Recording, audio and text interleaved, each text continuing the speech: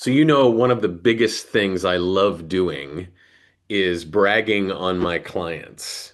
And today I get to not only brag on my client about one bit of success, but two.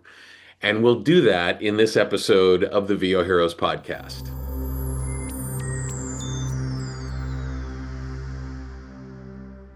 That lovely face you're looking at is Karen Merritt. She happens to be in Steeler country. Me, as a former Browns fan, not going to hold that against her. But the fact of the matter is that she's got this big smile on her face because on that rare occasion when you go through all of the steps to audition for something, maybe even get a callback or a pin or an on hold, and then somebody calls you and says, "Hey, you booked the job." That's worth celebrating, especially when it's one of my clients. And recently, Karen had not only one, but two of these moments of success, and they're worth savoring. They're worth really enjoying.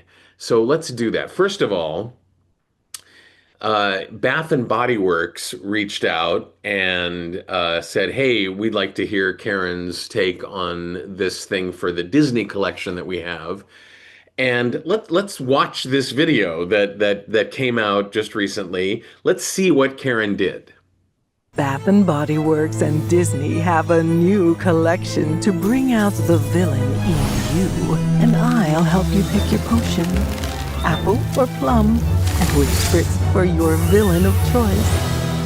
A crown fit for a queen, or a set of sinister horns. A royal castle, or a magical forest realm. Disney's Maleficent, the evil queen. And now you. Let sense lead you into your villain era.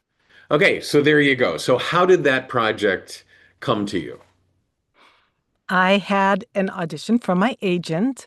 I had no idea it was Bath and Body Works or Disney. I just had the copy. And I submitted it. I didn't think anything of it because, as you know, in this business, you audition for a lot of things. And much to my surprise, I got the job. Now, when you submitted the audition, I'm sure you thought, well, let's hope this happens. And then what did you do? I forgot about it and moved on to the next thing. I love that answer. I Yep. love that answer. That's great. We spend so much time sometimes thinking, how do we circle back? How do we reach out? How do we stay connected? But the best thing to do is as you did, and that's just move on and go audition for something else. So when you auditioned, I'm assuming that you used that microphone that's in front of you with your mic sock and your earbuds plugged in, the AT2020, which is the microphone that we recommended for years and years and years, and is sadly no longer being made. Did anybody say, "Hey, this just isn't good enough. You're going to need to record with a better microphone"? No, I told everyone what my equipment was, and everyone was fine with it. Yeah. Hmm. And it's a USB microphone, isn't it? Yes, it is. Wow, that's so sad for you and me and everybody else who uses that microphone. Okay, so what happened the moment you found out that you got this gig? I was shocked. I was so happy. I had no idea it was such a big brand, and two brands, as a matter of fact. And I just was so excited. And the copy was so much fun that I rarely get an opportunity to do such fun copy too. So that was a real treat. Yeah. And you don't live in a production center. Like you would think brands like that, Bath and Body Works, Disney, they'd be going to New York or Los Angeles, and likely they did. But they heard you in Western Pennsylvania. What's that all about? I'm not 100% sure, but I know that the industry has changed in that you can audition for projects all over the world. Yeah. Yep. Yeah. Okay. So, was it a phone call? Did they send you an email? How did your agent get in touch with you to say you got it? I got an email, and then we emailed back and forth, and it was a remote project as well. So the client directed me from their location, and I was in my booth, and it was lovely. The Cool. woman that directed me was amazing, and we had a lot of fun. Now, did you connect with them via some platform like Source Connect or Clean Feed or what? How did you, or did you just submit stuff and she listened to it? Tell me how that process happened. I was sent a link from their end, and I kind of forget what that link was now. Okay. Yeah, I forget what that link was, but they sent the It link doesn't and it was matter, on this. right? Yes, It right, doesn't right, matter. They'll right. take care of you. You're taking care of them. They'll take care of you. And it just worked, right? It did work. Yeah. This project is not necessarily the kind of project that a lot of people would expect to be even considered for. You know, you think brands this big, they're looking for celebrities or they're looking for somebody who is the voice of a brand or a project, even if they're not a celebrity. Was it a little odd for you to even be considered for this? I mean, tell me what your mindset was as you were submitting the audition. It was good that I didn't know that it was Bath and Body Works and Disney. I think that would have put a little more pressure on me. So I just had fun with it. I played with the text. I decided that the character was a playful character, evil but playful. And I went with that. I did maybe three or four takes. In fact, it was an audition that I thought, oh, I'm never going to get this. And so I just did it and had fun with it and submitted it. So I think in that way, it was better that I didn't know that it was such a big brand. So did they give you audition sides that didn't mention Disney or Bath and Body Works? Correct. At first. Yeah. Got it. Mhm. Yeah. And how long have you been at this? You've been a VOHeroes Pro for God, 3 decades as far as I can tell. Yeah. But it's been a while, yeah? Yeah, it has. Let's see here. I did things here and there a long time ago before I had my studio. And then after I had my studio, things really picked up because I could record audiobooks and I was able to submit for more auditions. It really opened up a whole new world to me thanks to you. Thank you. You're welcome.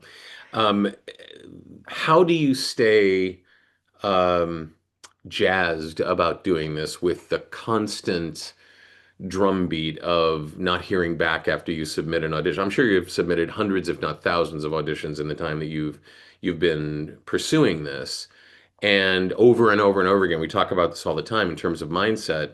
You don't hear back when you don't get the gig, and that's like it can be debilitating. How do you keep your mind good on that? One of the things is the support that I get through VO Heroes. I haven't been lately to the monthly workouts, but when you go to the monthly workouts, I feel like I am keeping myself sharp. And I'm in a community of other VO heroes, VO pros that can encourage me, give me perspective. You let us give our reports every month, and that's been really helpful because you help us to remember that we need to celebrate these moments. We need to celebrate the small things, even if we think I had a great audition. Like I know I had a great audition and I didn't get the job, but oh well. And the other thing is I have to say Michael Kostroff has given me some perspective too by giving statistics of the amount of work that you actually get when you audition, which is very little. So that kind of keeps me sane. And I don't tell a lot of people about my auditions. So you kind of keep this to yourself. You're not somebody who's out there going, "I'm an actor. I'm a voice No, talent. yeah. I do this work all the time." No, I probably don't fit the mold of a typical actor. Every once in a while, I'll try to promote something that I'm working on, like a book or something that I'm doing, but I'm not super out there. Yeah. I want to touch briefly on the other work that you do as a performer because it led to a second bit of success, and that is your audiobook work. You not only do audiobook, how many audiobooks have you done now? 6, 7, if you count a children's book. Well, why wouldn't we count a children's book? It hasn't been released, so I'm like, Oh, okay, all right. Well, all right. So you're on your way yeah. with that book. And audiobooks, somewhat different, longer process than doing an audition for a commercial or for a promo video like you did for Disney and Bath and Body Works. Um, the system that we set up for producing audiobooks, we promise to make it faster than the traditional punch and roll. We promise to make it more accurate, etc. Have you found that to be the case? I don't really have a lot to compare it with because I fell into ACX Masterclass right away with the stair step method, which I wholly approve of. And and it just made me so it made me able to do this from my home. If I didn't have all the technical support and advice on editing, et cetera, I don't think I would be able to do this. And I You, love it. Yeah. do you find yourself using the stair step method when you're doing your auditioning just because it's easy to do pickups, or do you still do multiple takes and then kind of, edit everything together? I usually don't use it a lot on my auditions unless it's a longer thing, like if it's say a page of dialogue for a corporate video or something like that. I might use the step, but for regular auditions, I might just put them all on one track just to keep the flow going, and then I'll go back. And you said you only did 3 takes on that audition for Bath and Body Works. I've heard people tell me they do 20, 30 takes and then really spend an awful lot of time trying to figure out which pieces of which take they're going to use in their final. You don't need that? No, I've learned. I started off that way, I confess, but you learn after a while that the client usually only listens to the very beginning of it and makes their decisions pretty quickly. So I just give it my best. I try to do two contrasting versions. That's usually what is asked for. So I try to make them different so the client knows what what I can do, and then I just submit it. That's great. So that second bit of joy that you recently experienced was being featured in Toastmasters magazine. And Toastmasters, for those that don't know, is an international organization that helps people learn how to do public speaking, how to be really good at public speaking. And there are chapters all over the place.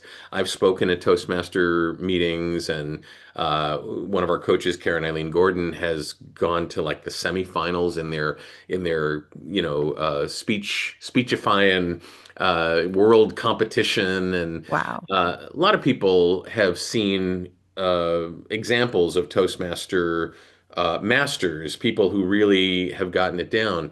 Um, that is kind of an allied side kind of path to just being more confident and being able to put together some really persuasive techniques when it comes to using your voice in a public setting, not in a private setting like you are. And tell me about what that article was all about, because it ties into your audiobook work, right? Yes, it does. I was approached by Karen Neal, who is a journalist for Toastmasters. She submits a lot of articles for them, and she wanted to know how audiobook narration can overlap with storytelling when you're giving speeches. And I was able to talk about, in Toastmasters, they talk about vocal variety and pacing and tone of voice and all of those tools that you use as an audiobook narrator. They're also used in speeches. And it's amazing to hear how much of a difference that gives to a speech when you're trying to draw in your audience. Yeah, that's great. And any kind of adjacent training. One of the courses in VOHeroes is called Mutual Muscles. And it has to do with the fact that if you do on camera work or if you do stage work and you do voiceover work, getting better in one of those categories is going to aid in getting better in the other categories. You learn how to use your voice when you're on stage. If you do voiceover work, you learn how to, add physicality to your work if you're doing on camera work, etc. And Toastmasters is one of those very clear, allied skills that can help you be a better storyteller. And it's just great. And congrats on both. I'm very, very proud of you. I just, people say, why do you do what you do? Why do you coach? Why do you teach? Why do you train? This is why. And it's not just the booking, which there's so much that's out of your control that you can't really make that a metric of success when it comes to doing performance work because you don't have the ability to manage what other people's decisions are. But when it happens, it's worth saying, hey, this is great. And I just want you to know that I think, hey, this is great. And I'm so happy for you. Oh, thank you so much, David. And thank you so much for all your coaching over these years. I really, really appreciate it. This, ladies and gentlemen, is Karen Merritt, and she has been a VOHeroes Pro member for a long time. She's a part of our lifetime crew. She's just great, and I love that you're sitting there. I'm assuming in some sort of uh, put together booth, closet. I don't know. Tell me a little bit about your thing as we wrap this up. Your space. If you think about Harry Potter and where he lives in the Muggle world, Uh-huh. that's my room. You're under the And then, stairs. You're in yes, a tree. What's going on? under the stairs. But I have it really treated well. I think I have a lot of moving blankets up and some foam up to dampen it. Sounds And it's, great. yeah, thank you. Yeah, it Thank really you. sounds great. All right. So thank you so much. I really appreciate it. For those of you that are watching this and maybe a little inspired by the fact that Karen has done all this work and there's some fruits being born, please share this with another actor that might be a little, uh, critical of themselves or worried about the potential for the future, you can hit the like button. You can subscribe to the channel. You can be notified by clicking the notification bell on when these episodes come out. And I'd really appreciate it if you'd do that. I'm David H. Lawrence the 17th, and I thank you so much for watching and for listening. And I will see you in the next episode of the VO Heroes podcast.